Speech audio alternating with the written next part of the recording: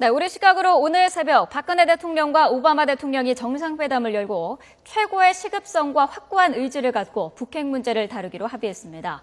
한미 정상이 북핵 문제에 북한의 별도의 공동성명을 낸 것은 처음입니다. 최영진 전 주미대사와 김주한 정치안보 전문기자와 함께 자세한 내용 분석하겠습니다. 어서 오십시오. 안녕하세요. 네, 어서 오십시오. 자, 이번 한미 정상회담에서 가장 눈에 띄는 것, 아무래도 북한 문제에 국한한 한미 공동성명 발표인데 이게 역사상 처음이었다고요?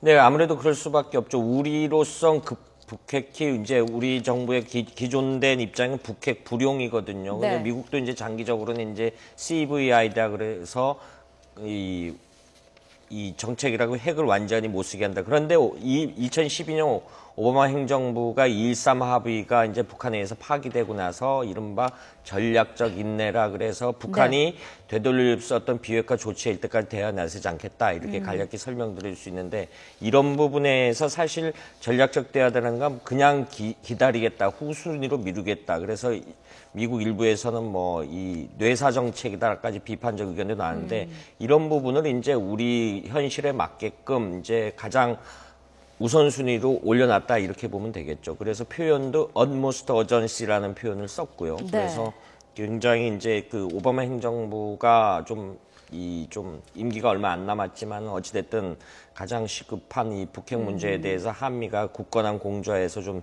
대응책을 마련해보자 이런 의미라고 보겠습니다. 네. 자, 말씀하신 것처럼 최고의 시급성을 갖고 북핵 문제를 다루겠다라는 표현도 있고요. 또 대화의 채널도 열어놨는데 압박과 유화 중에 어떤 부분에 좀 중점을 뒀다고 보시나요?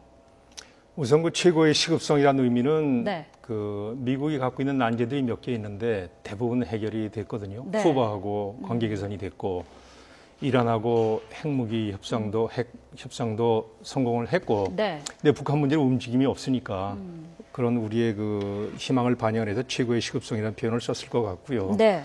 내용에서는 지금 말씀하신 대로 이제 그 북한이 전략적 결단을 촉구하는 게 핵심입니다. 전략적 결단은 핵무기하고 미사일 개발을 포기하고 그 경제 통상 패러다임으로 들어와라. 네. 그러면 모든 게 풀린다 하는 건데 문제는 북한이 전략적 결단을 하느냐 안 하느냐가 아니라 할 수 없다고 봐야 되는 국면으로 자꾸 가거든요.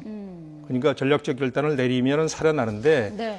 그 과정에서 정권이 붕괴갈 가능성이 크다는 거죠. 네. 그러니까 전략적 결단을 할 수 없는 차원으로 점점 들어가니까 북한 문제는 해결보다는 관리하는 쪽으로 그렇게 봐야 된다는 게 이번에 그 내용을 읽는 가장 정확한 방법인 것 같습니다. 네. 자, 그런 부분에서 일각에서는 당근이 제시가 너무 미흡하지 않았느냐라는 얘기도 있던데요. 어떻게 보시나요? 당근 제시는 드레스덴 선언부터 해갖고 계속 우리의 기본된 입장이죠. 네. 근데 북한이 그걸 제일 무서워한다는 겁니다.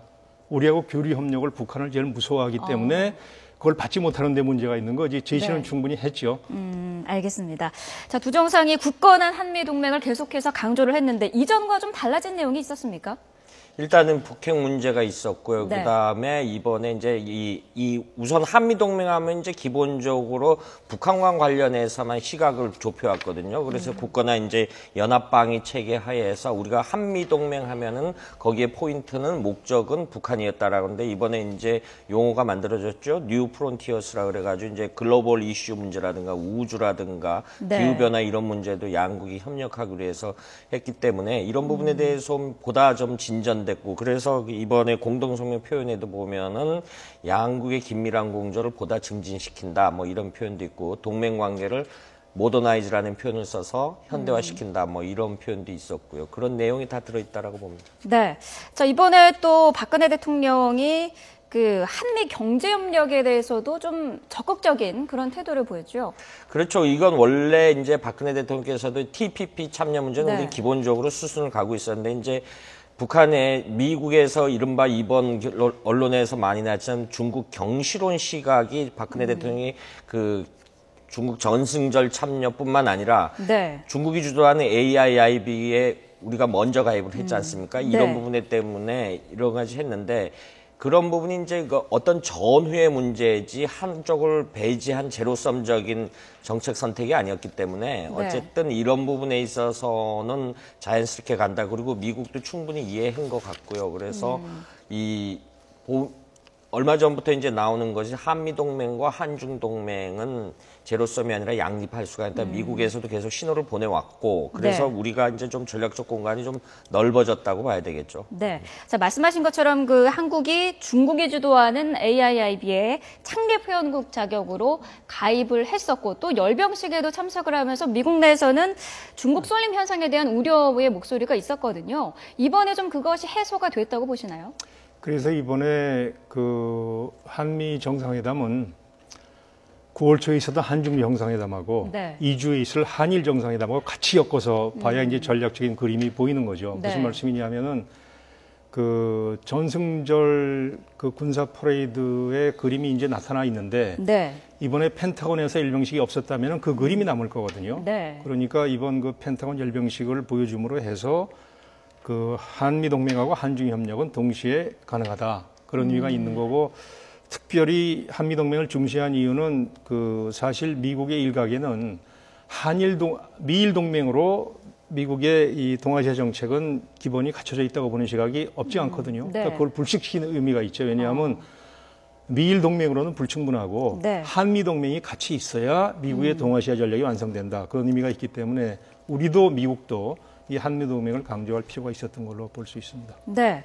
자, 이달 말 서울에서 개최될 예정인 한중일 정상회담, 그리고 이 기간 동안 박근혜 대통령이 아베 총리와 정상회담을 할 수 있다라는 의지도 밝혔었죠. 네, 그렇죠. 그러니까 네. 양자회담이 굉장히 중요하다는데 이 주변적 정황은 이미 나타나고 있어요. 이제 네. 지난주 나타났지만 그 일본 자유대 차관이 한국에 이번 주에 오는 거로 돼 있고 지난 네. 며칠 전에 도쿄만에서 일본 해상바 자유대의 관함식이 있었습니다. 이 해군을 가진 나라에서는 가장 큰 행사인데 거기 우리 군함 대조영함이 참가를 하고 있거든요. 네. 이런 부분에 때문에 여러 가지 그동안 좀 그 다소 그 경색됐던 한일 관계를 풀 수 있는 여러 가지 시그널은 마련됐다고 봅니다. 그리고 아베 총리도 그런 입장을 표현했고 그래 대통령께서도 그 뭐 이달 말 혹은 내달 초로 추정이 되는 한중일 정상회담 때 중요한 거는 이제 3자가 만나기보다 양자회담이 아니겠습니까? 이제 네. 이런 부분에 대해서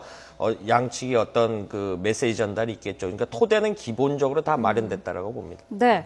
자, 미국도 사실 그 한중일 정상회담이나 한일 정상회담을 관심 있게 지켜보지 않겠습니까? 그럼요. 그런 면에서 그 한중일 정상회담을 만드는 게 북경서 만들었거든요. 네. 그리고 그렇게 되면 우리가 한일 정상회담을 그 테두리 안에서 할 수 있습니다. 네. 그러니까 이번에 그걸 워싱턴으로 갖고 가신 거는 미국에 대한 회담 내지는 선물을 준 걸로 볼 수 있죠. 네. 그런데 이제 우리가 주목해야 될 것은 3자 틀에서 양자 정상회담이 열린다는 거거든요. 네. 왜냐하면은 아베 총리하고 측근들은 왜곡된 역사관에 대한 확신을 갖고 있어요. 네. 그 사람들은 이 동아시아 침략을 동아시아 진출이라고 그러고 그거는 서양의 식민주의자로부터 우리를 구하기 위해서 왔다. 네.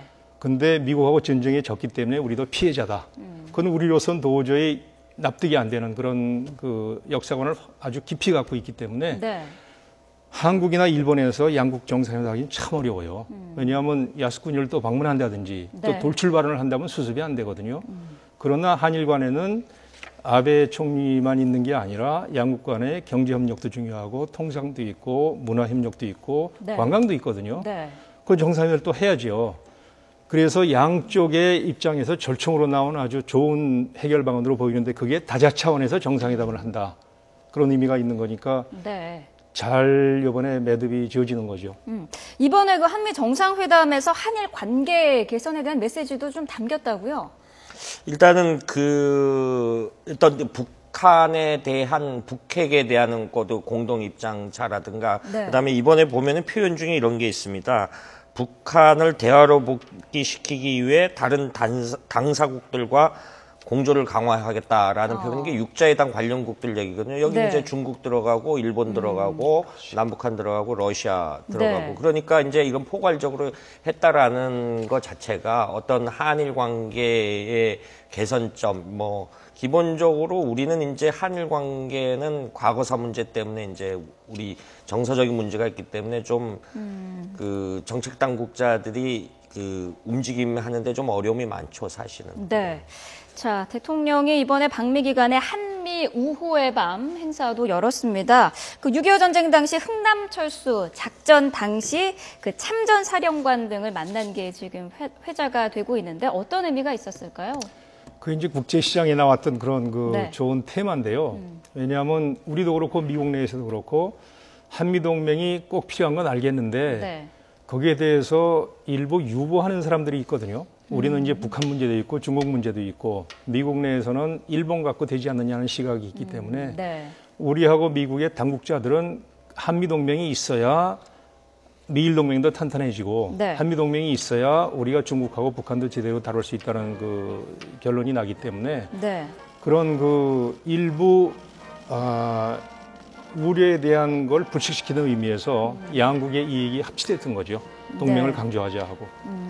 이번에 그 한민국 국방부 장관도 동행을 하지 않았습니까? 그러면서 한국형 전투기 사업, KF-X 사업에 대해서 미국의 핵심 기술 이전을 거듭 요청을 했지만 뭐 별다른 성과는 얻지 못했습니다. 박근혜 대통령이 더 얘기가 있었을까요? 이거를 뭐 어떤 식으로도 얘기를 했을 것 같은데 이제 그 애쉬턴 카터 장관이 기본적으로 이분이 전임 그 장관하고의 좀 차별성을 봐야 됩니다. 왜냐하면 네. 이분은 안보 전문가가 아니라 병참 전문가거든요. 병참 네. 무기 체계에서 누구보다 잘하는 사람입니다. 그렇기 때문에 미국의 핵심 기술이 외국으로 유출되는 거는 어딘가 전략 목적이기 때문에 안 되거든요. 그런데 이번에 21개의 조항에 대해서는 여러 가지 구체적인 거는 이제 언론에 안 알려졌지만은 좀 기술 공유를 할 수 있다. 어떤 그 발표 못하는 그런 얘기가 있고 굳이 이거를 한민국 국방장관이 동행을 했지만은 결과가 없었다라고 보기에는 좀 무리인 것 같습니다. 네.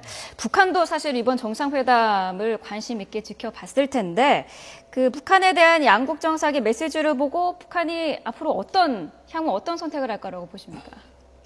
북한이 선택을 못하니까 지금 문제가 생기는 거거든요. 네. 해결은 나와 있어요. 전략적 결단을 해야 됩니다. 네. 우리가 했던 것처럼 중국이 했던 것처럼 핵무기, 미사일 그런 거 포기하고 우리하고 중국처럼 경제통상 체제로 들어오면 되거든요. 네. 근데 지금 북한은 꼭 소련처럼 하면서 정권을 유지하려고 노력하고 있기 때문에 네. 이 갈등을 북한이 풀 수가 없는 데 문제가 있습니다.